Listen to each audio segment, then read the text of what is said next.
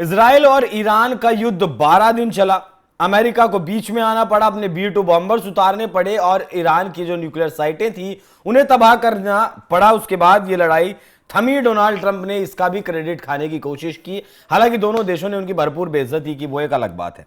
लेकिन अब ईरान अपनी तैयारियां पहले ही शुरू कर दी हैं कि अगर आज के बाद या फिर आइंदा से कोई लड़ाई शुरू होती है, ईरान के साथ होती है या फिर अमेरिका के साथ होती है, उससे निपटने की तैयारियां पहले ही शुरू कर दी हैं। एक इस विषय पर आज बात करेंगे और दूसरा विषय यह है कि लगभग 2 साल पहले जो ईरान के सुप्रीम लीडर हैं अयातुल्ला अली खामनेई, उन्होंने एक स्टेटमेंट दिया था और उस स्टेटमेंट में उन्होंने कहा था कि ईरान के भीतर जो सरकारी कर्मचारी बैठे हैं, उन सरकारी कर्मचारियों में से हर तीसरा कर्मचारी मोसाद का एजेंट है। ऐसा अयातुल्ला खामनेई ने कहा था और यह बात कहीं ना कहीं सच भी है। ये जो आप तस्वीर देख रहे हैं, ये ईरान की टॉप लीडरशिप थी। किस तरीके से टारगेट करके इन्हें मारा गया, किसी के बेडरूम में धमाका किया गया, किसी को किसी तरीके से, मतलब अलग अलग तरीके से इन लोगों की पूरी लोकेशन मोसाद के पास थी। उस लोकेशन का इस्तेमाल किया। अपने जो एजेंट्स थे, अपने जो जासूस मोसाद के ईरान में थे, उनकी मदद से उन्होंने इन टॉप लीडरशिप को ईरान की पूरी तरीके से तबाह कर दिया। हमास की टॉप लीडरशिप को किस तरीके से तबाह किया गया, हिजबुल्लाह की टॉप लीडरशिप को किस तरीके से तबाह किया गया, ये सारा काम अगर मोसाद कर पाया है तो वो कर पाया है उसकी मजबूत जासूसी की वजह से। लेकिन अब ईरान की तरफ से मिशन मोसाद शुरू कर दिया गया है। हालांकि अभी सोशल मीडिया पर कुछ दिन पहले एक वीडियो भी आया था सामने, जिसके बारे में कहा गया था, जिसमें एक इंसान को बड़ी बेरहमी से फांसी दी गई। वो तस्वीर हम आपको नहीं दिखा सकते और उस व्यक्ति जिसे फांसी दी गई उसके बारे में कहा गया कि मोसाद का एजेंट था और इसे पब्लिकली इस तरीके से लाखों की भीड़ जुटाकर इकट्ठा करके इसे फांसी दी गई और कहा गया है कि अगर कोई भी इजराइल के लिए जासूसी करता हुआ पाया गया तो उसका अंजाम यही होगा। उसके बाद से मिशन मोसाद शुरू किया गया, ढूंढा गया और फिलहाल ऐसा कहा जा रहा है, रिपोर्ट से दावा करती है कि 50 से ज्यादा संदिग्ध इस वक्त ईरान की जो आर्मी है उसके कब्जे में है। उनसे पूछताछ चल रही है और मतलब उम्मीद है कि वो जासूसी के आरोप में पूरी तरीके से पकड़े जाएंगे। तो एक तरफ तो ये सफाई ईरान कर रहा है, दूसरी तरफ स्ट्रेट ऑफ हॉर्मुज, जहां से दुनिया का 20% तेल आयात होता है, मिडिल ईस्ट के देश हैं, एकमात्र रास्ता है। भारत और चाइना का तेल भी यहां से आता है। यह रास्ता स्ट्रेट ऑफ हॉर्मुज, आपने पिछले दिनों काफी नाम सुना होगा। यह रास्ता अगर बंद कर देता है ईरान तो दुनिया में कच्चे तेल की कीमतें बढ़ जाएंगी।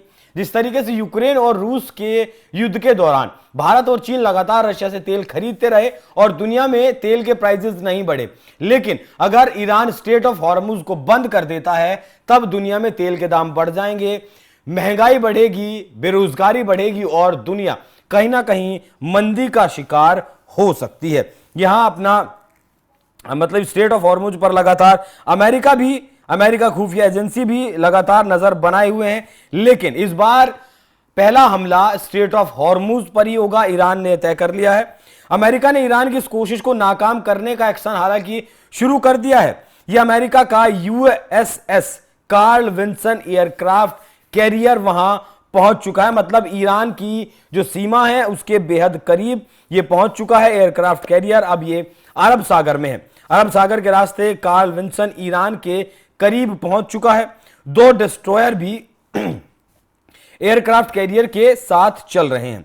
अमेरिका की रिपोर्ट दावा करती है कि ईरान स्ट्रेट ऑफ हॉर्मुज को डेंजर जोन में बदलने की प्लानिंग कर रहा है। इसका मतलब यह है कि ईरान के युद्धपोत रास्ता नहीं रोकेंगे, बल्कि ऐसी तैयारी होगी कि कोई भी जहाज यहां से गुजरने की हिम्मत नहीं कर सकेगा, जिसके लिए कहा जा रहा है कि ईरान वहां माइंस बिछाने का काम कर रहा है। अमेरिका के मुताबिक ईरान इस बार दुनिया को ब्लैकमेल करने का प्लान बना रहा है, जिसके लिए स्ट्रेट ऑफ हॉर्मुज बंद करके ईरान गैस और तेल की सप्लाई को रोक सकता है। ईरान पर हमला होते ही तेल के लिए हाहाकार मचेगा। ईरान अमेरिका और इजराइल के खिलाफ पूरी दुनिया पर दबाव बनाने की कोशिश करेगा, क्योंकि ईरान ये जानता है कि हॉर्मुज अगर बंद होती है तो पूरी दुनिया के सामने अमेरिका को जवाब देना पड़ेगा और ये जवाब देना बहुत मुश्किल हो जाता है। यहीं से दुनिया का लगभग 20% तेल गुजरता है। 34 किलोमीटर का यह संकरा रास्ता है और पिछले दिनों भी इसे बंद करने की बात चली थी। ईरान इस तरह से मोसाद के हमलों का भी बदला लेना चाहता है, क्योंकि मोसाद ने भी छिपकर ईरान पर हमला किया था। मोसाद लगातार सीक्रेट तरीके से हमला करता है।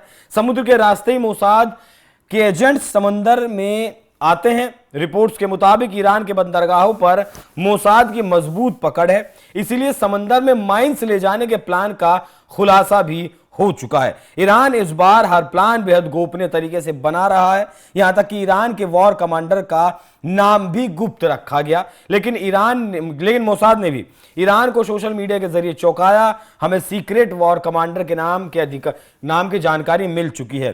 उन्होंने नाम भी बताया, खतम अल अलबिया। केंद्रीय मुख्यालय की पूरी जानकारी मोसाद के पास फिर भी मौजूद है। तो आप समझ सकते हैं कि मोसाद कितने भीतर तक ईरान के सिस्टम में घुसा है।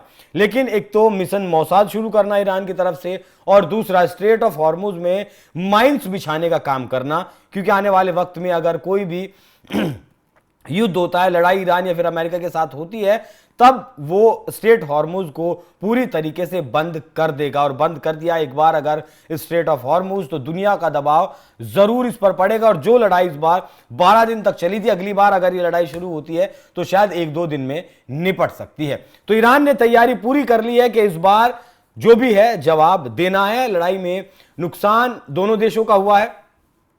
इजराइल का भी नुकसान अच्छा खासा हुआ है इसमें, और ईरान का भी नुकसान अच्छा खासा हुआ है, लेकिन दोनों ही देश अपना नुकसान बताने से बच रहे हैं। और ये एक लिहाज से ठीक भी है, क्योंकि युद्ध नीति यही सिखाती है कि दुश्मन का जो नुकसान है वो ज्यादा बताया जाए, अपना जो नुकसान है वो कम बताया जाए। अब ईरान ने अमेरिका की भी टेंशन बढ़ा दी है, ईरान ने इजराइल की भी टेंशन बढ़ा दी है, ईरान ने मोसाद की भी टेंशन बढ़ा दी है। जिस तरीके से मोसाद के जो एजेंट्स ईरान में काम कर रहे थे, उन्हें लगातार पकड़कर मारा जा रहा है। 50 लोगों को अभी गिरफ्तार किया गया है। जासूसी के मतलब संदिग्ध हैं, अभी जासूसी का उनके ऊपर आरोप है। हो सकता है कि इन लोगों ने जासूसी की हो। तो अब अमेरिका क्या करेगा, ट्रंप क्या करेगा, वो एक बड़ा सवाल है। हालांकि जिस वक्त सीज फायर दोनों देशों के बीच अमेरिका ने करवाया उस वक्त एक बात उन्होंने जरूर कही थी कि हम बहुत अच्छी डील कर सकते हैं।